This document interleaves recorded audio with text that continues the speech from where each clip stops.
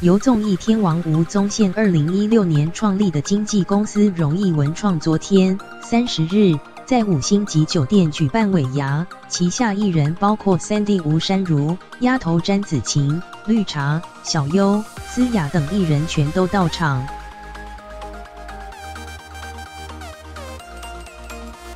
当晚尾牙除了准备一个装满55万元钞票的箱子，让员工限时拿到宝之外，宪哥更大方加码20万给员工抽奖。结束后人人都有红包拿，堪称超狂尾牙。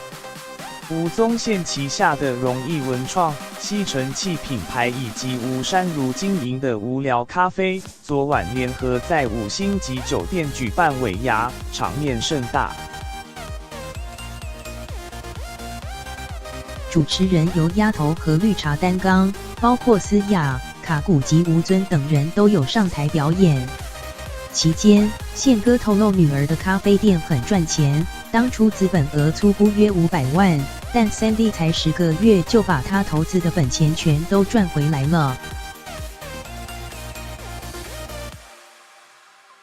当晚尾牙最大亮点就是台上放着一个装满55万元钞票的箱子，让员工限时拿到宝。从小优的 IG 限时动态中可看到 Sandy 被抽中上台玩限时抓钞票，随后他拿了满满一篮1000元和100元钞票，但 Sandy 自嘲完全弱到爆，在秀气什么啦？最后因为全场高喊加码，宪哥大方捐出20万元抽奖。据悉，结束后人人都有红包可拿，超赞福利令人羡慕。